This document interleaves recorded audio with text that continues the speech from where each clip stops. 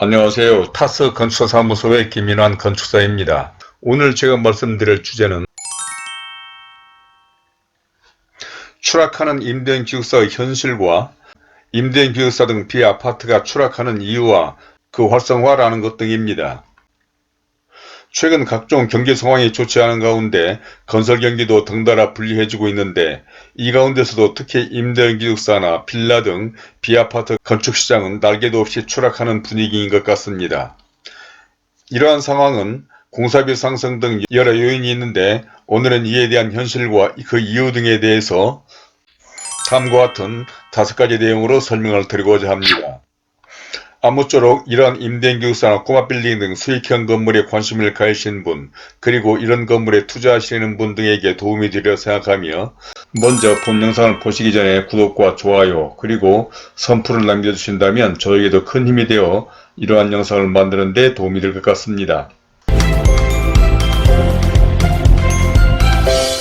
그럼 먼저 말씀을 시작하기 전에 보유하신 땅이나 매입하고자 하는 대지에 대한 기본 설계, 즉 가설계를 해보시기를 원하시거나, 또는 경매나 공매 그리고 유반 건축물 등으로 용도 변경이나 리모델링 등이 필요하신 분은 본 영상 아래 더보기에 적어둔 제 연락처나 이메일로 연락을 주시면 기본 설계를 해드리겠다는 말씀을 드리면서, 그럼 순서에 따라서 첫 번째로 추락하는 임대인 기숙사 등 비아파트의 현실에 관한 것인데, 임대인 기숙사, 빌라 등 비아파트 건축에 추락하고 있는 현실은 실제 설계와 건설 현장의 분위기에서 피부로 느끼고 있을 뿐만 아니라 비아파트에 대한 각종 허가와 착공 물량 통계 등 각종 지표에서도 확인할 수가 있습니다. 그러니까 통계 이전에 현장에서는 최근 임대인 기숙사나 그동안 수익형 건물로 활발하게 건축하였던 상가주택이나 다가구, 빌라 등 비아파트 건축을 하려는 건축주들이 거의 건축을 하려고 하지 않아, 얼마 전 국토교통부의 발표에 따르면 금년 상반기 기준 전국 비아파트 인허가 물량은 작년 동기 대비 34.2% 감소하였고, 같은 기간 동안 착공이나 준공 물량도 각각 24.6, 37.4% 줄어들어 주택 공급의 대표적인 지표로 꼽히는 인허가 착공 물량, 준공 물량 등 모두 1년 새 급감한 것이 이를 뒷받침하고 있는 것입니다. 그러나 아파트는 같은 기한 동안 착공은 49.4%나 증가하였고, 준공 물량도 15.8% 증가하여 임대인 기숙사나 다가구, 빌라 등 비아파트 물량과는 큰 차이를 나타내고 있습니다. 다음은 두 번째로 임대인 기숙사 등 비아파트가 추락하는 이유에 관한 것인데, 그러면 경제 상황과 건설 경기 그리고 공사비가 상승하는 분위기 속에서 아파트에 비해서 왜 비아파트만 감소하고 있는 것일까요? 그것은 이러한 건물을 건축하는 데 따르는 땅값과 공사비의 상승, 각종 대출 규제와 금리 탓도 있기는 하겠지만, 가장 큰 원인은 최근 사회 문제가 되고 있는 전세 사기로 인한 전세시장의 위축이 아닌가 합니다. 그러니까 얼마 전 천여 채에 달하는 빌라, 오피스텔을 임대하다가 사망해 대규모 전세 보증금 반환 문제를 촉발한 이른바 빌라왕 사기 사건으로 인해서 빌라 등의 집값이 하락하며 무자본 갭 투자로 빌라, 다세대 오피스텔 등을 매입한 제2의 빌라왕 사태가 곳곳에서 터져나와 역전세, 깡통전세로 보증금을 돌려받지 못하는 전세 사기가 사회 문제로 대두되었기 때문입니다. 이로 인해서 최근 아파트값과 전세가가 오르고 전세 물량이 부족하다는데도 아파트와는 달리 전세 사기의 주요 대상으로 꼽히는 오피스텔이나 빌라 등 비아파트가 가장 큰 타격을 받게 된 것입니다. 다음은 세 번째로 불리한 비아파트의 대출과 금융 환경에 관한 것으로, 바로 이러한 전세 사기에 따른 사회 문제는 금융권에도 영향을 미쳐 부동산 담보대출이나 전세 보증보험 가입 등에 있어서 비아파트는 아파트보다 훨씬 불리한 것 또한 비아파트가 침체된 주요 원인이 되고 있습니다. 그러니까 전세나 부동산 담보대출을 받는 과정에서 일부 금융권에서는 아파트가 아닌 비아파트는 취급을 하지 않거나, 대부분의 은행이나 금융권에서는 비아파트는 아파트에 비해서 담보력도 약한 등 비아파트는 대출에서조차 환영받지 못한 실정입니다. 이러한 것은 전세 사기 여파로 전세 보증금 가입에 있어서도 마찬가지인데, 그러니까 비아파트는 아파트에 비해서 전세 보증 보험에 있어서도 불리하여, 그러다 보니 요즘 전세난이라는데도 아파트가 아닌 비아파트는 세입자들에게 외면을 받아 특히 한 건물에 여러 세대가 사는 다가구주택이나 상가주택 등은 전세 세입자를 구하지 못해서 이러한 건물을 건축하는 사람들이나 보유한 사람들의 자금난이 극심한 상황에서 그 누가 이러한 임대기숙사 등 비아파트의 수익형 건물을 건축하려 할 것입니까? 다음 네 번째로는 임대기숙사 등의 금융과 건축 허가 환경에 관한 것인데, 정부에서는 1인 가구와 노인 가구가 증가하는 추세에 대비해서 임대기숙사라는 새로운 용도의 건축물을 건축하고, 이런 가구의 주거 문제를 해결하기 위해서 임대기숙사를 건축하려는 사람들에게 가구당 면적에 따라 5천 내지 9천만 원까지 금융 지원을 하고 취득세 등 각종 세금 감면 혜택을 부여하겠다는 등 거창한 지원책을 발표한 바가 있습니다.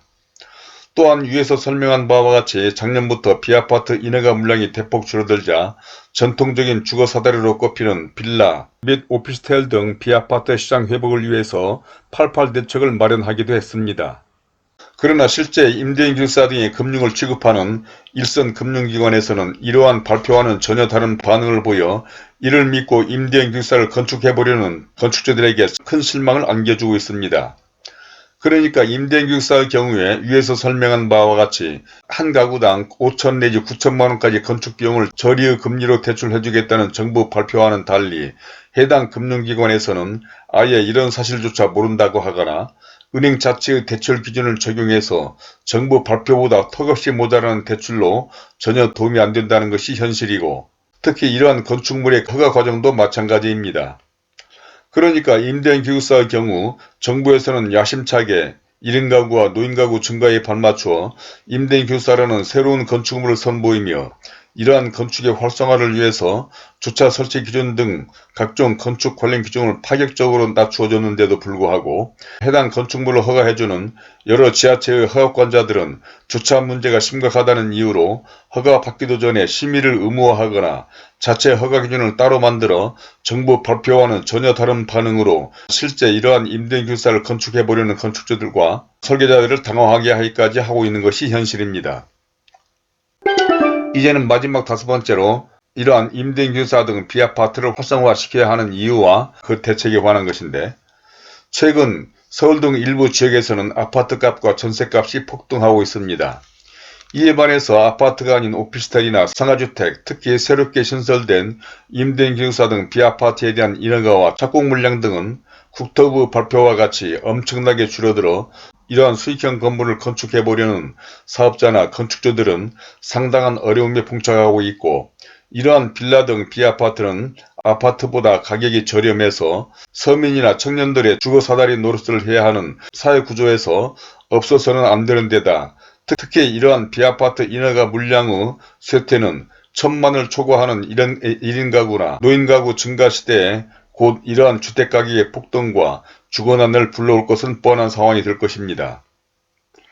이러한 상황에 따라 정부는 지난 8월 8일 집값 불안을 잠재우기 위해서 대규모 공급책이 달린 88 주택공급 대책을 내놓았는데, 이는 주택공급의 절반을 차지하는 빌라시장 회생과 더불어 아파트값 급등 현상을 일으킨 아파트 전세 매매 수요 집중 현상을 완화하기 위한 것이라고 하였습니다.